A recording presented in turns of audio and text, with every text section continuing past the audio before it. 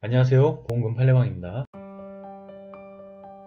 딸 돌잔치를 앞두고 맥주 5병 음주 후 자택 옥상에서 슬리퍼를 벗고 투신하였다면 산후 우울증 및 양극성 정동장애를 주요 우울장애로 인정하였다면 자살사망보험금은 부책인지 여부에 대하여 서울중앙지법 2022 가단 5061-8815 토대로 명확히 이 사건을 들여다보겠습니다.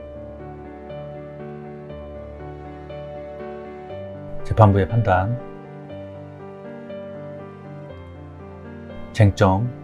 이 사건 사고가 극심한 정신질환 등으로 자유로운 의사결정을 할 수 없는 상태에서 사망하였는지 여부. 망인은 주요 우울장애 등으로 자유로운 의사결정을 할 수 없는 상태에서 충동적으로 자살에 이르렀다고 봄이 상당합니다. 상세한 이유는 다음과 같습니다.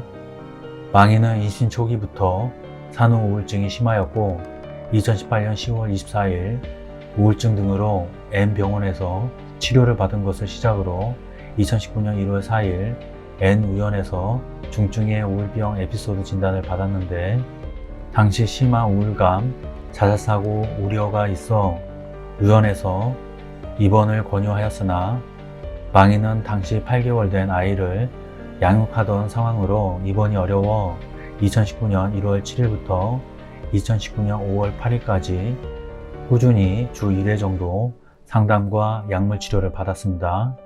특히 2019년 5월 8일경에는 아이의 돌잔치를 3일 앞두고 우울증으로 약물을 과다 복용하는 방법으로 자살을 기도하기도 하였습니다. 2019년 5월 이후 이사 등의 문제로 치료를 중단하였습니다.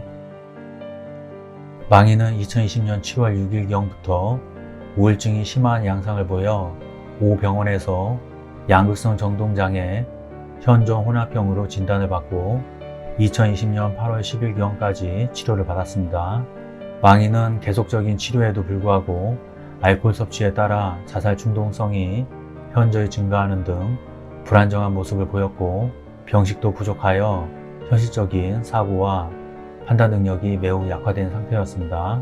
망인은 자신의 생일날인 2020년 8월 14일 저녁 망인의 부모, 가족들과 모여서 저녁 식사를 하면서 맥주 약 5병을 마신 다음 오후 11시경 집으로 와서 원고 A와 잠시 이야기를 나눈 다음 집을 나가 그 전에 살았던 이 사건 아파트로 가서 엘리베이터를 타고 21층으로 올라가 2020년 8월 15일 자정 46분 그곳 계단 창문에 걸터 앉아 있다가 그곳에서 뛰어내려 경비실 옥상으로 추락하여 사망하였습니다.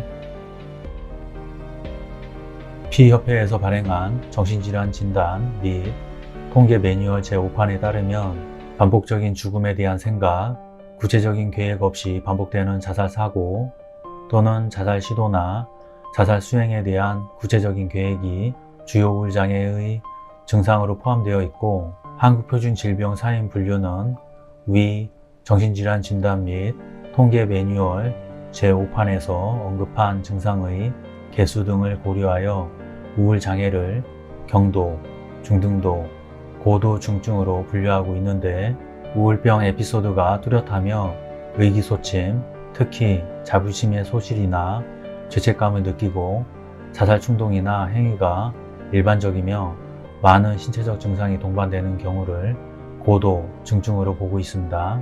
망인의 진료 기록을 기초해서 의료자문을 한 의사는 망인이 가장 기뻐해야 할 자녀의 돌잔치를 앞둔 상황에서 비정상적으로 자살을 기도하는 모습은 정상적 판단 능력에 의한 행동으로 보기 어렵고 심한 우울증의 증상으로서 자살 기도로 볼 수 있으며 이는 뇌세포의 비정상적 기능에 의해서 초래되는 증상으로 본인 스스로 조절할 수 없는 병적 심리 상태로 심신상실 상태에서의 행동으로 볼 수 있다는 의견을 제시하였습니다. 특히 음주와 같이 대뇌 피질의 기능을 손상시키는 물질에 의해서 그 위험성이 더욱 높아지는데 알코올 섭취가 환자의 우울증을 더욱 악화시켜 망인이 자살을 시도할 당시 극심한 정신질환 등으로 자유로운 의사결정에 심각한 손상이 있었다는 의견을 제시하였습니다.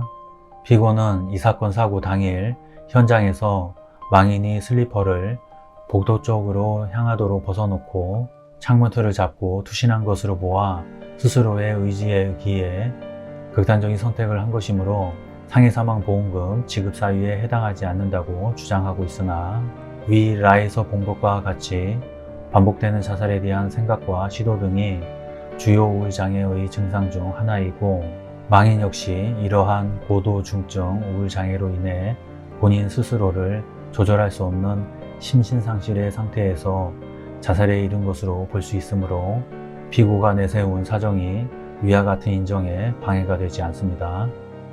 결론적으로 피고는 원고들에게 상해사망보험금을 지급할 의무가 있습니다. 마치겠습니다. 긴 시간 시청해 주신 점 고맙습니다.